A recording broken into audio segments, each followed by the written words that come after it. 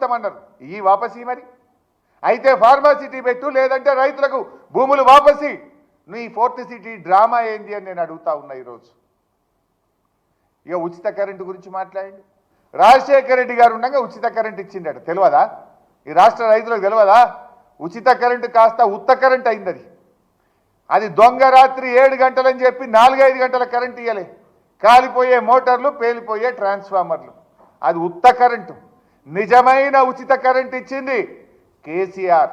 24 గంటల నాణ్యమైన కను రెప్పగొట్టినంతసేపు కరెంటు పోకుండా, మోటార్లు కాలకుండా, ట్రాన్స్ఫార్మర్లు కాలకుండా నాణ్యమైన కరెంట్ ఇచ్చిండు కేసీఆర్ గారు ఇచ్చిండు.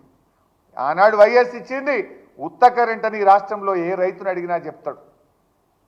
అన్నీ పగటి కలడినాయి. 2 సార్లు గెలుస్తా, 10 ఏళ్ళు మాదే గవర్నమెంట్ అని పదే పదే చెప్తున్నాడు. అంత సీన్ లేదు.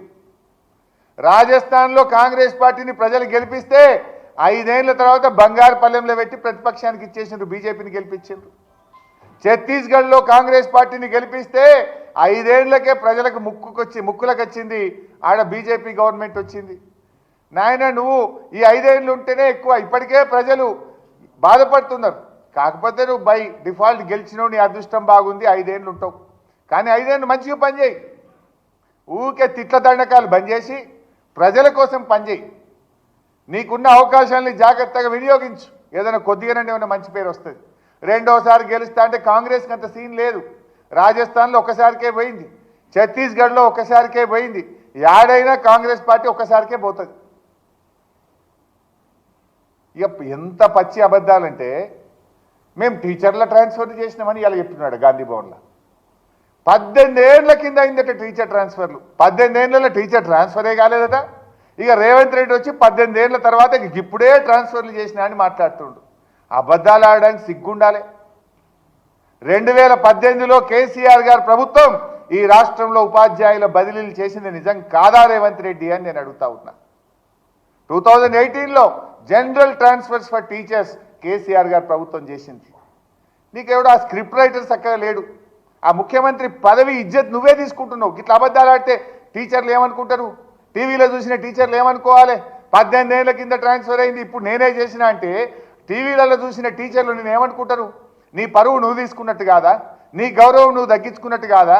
నీ దక్కించుకుంటే దక్కించుకున్నావు ఆయన, కుర్చీ గౌరవం పోతుందని మాకు బాధ కలుగుతూ ఉంది. ఇక ఉచిత కరెంటు గురించి, స్కూళ్ళకి ఇప్పుడే ఉచిత కరెంట్ వచ్చిందట. అంతకుముందు కరెంటే లేదట స్కూళ్ళల్లో. అడుగుపో ఏ స్కూల్లో పోయి అడుగుతావో. అంతకుముందు కరెంటే లేదట, కంప్యూటర్లని మూలకు పడ్డాయట. ఇక ఇప్పుడు రేవంత్ రెడ్డి వచ్చే స్కూళ్ళకు ఉచిత కరెంట్ ఇచ్చిండట.